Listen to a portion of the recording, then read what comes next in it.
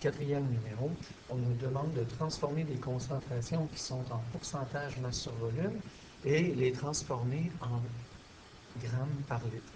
Donc, ce qu'il faut se rappeler, c'est que de un pourcentage masse-volume, ça veut dire qu'on a une masse qui est en grammes et on a un volume qui est exprimé en millilitres.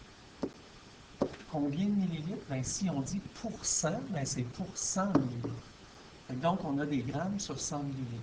Et ce qu'on cherche à faire, c'est qu'on cherche à trouver quelle va être la quantité si plutôt que de l'avoir en pourcentage masse par volume, on a une concentration en grammes par litre. Donc, en grammes par litre, ça sous-entend que si je veux mettre ça à la même unité, bien, il va falloir que je dise que c'est pour 1000 millilitres. Hein? Fait que je vais avoir des grammes par litre représentent des grammes par 1000 millilitres. À partir de là, je peux effectuer des produits croisés très rapidement pour l'ensemble des 4 numéros. Fait que donc, j'ai 12%, fait que j'ai 12 grammes sur 100 millilitres, et ça, je cherche la variable qui va me donner sur 1000 millilitres. Donc, 12 000 divisé par 100, ça va me donner 120.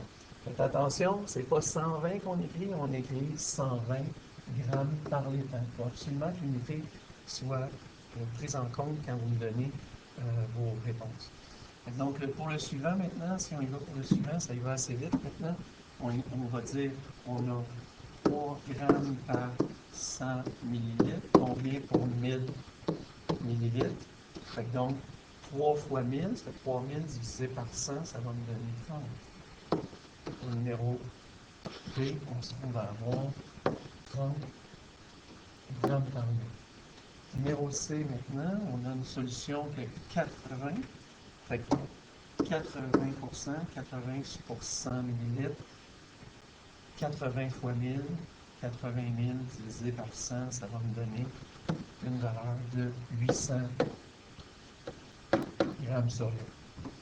Et finalement, le dernier, ça veut dire que j'ai une solution qui représente 0,15 grammes et 0,15 grammes multiplié par 1000 divisé par 100, ça veut dire que ça va me donner un total de 1,5 grammes par litre. Si vous avez mal vu la lecture, c'est plutôt qu'écrire 0,15,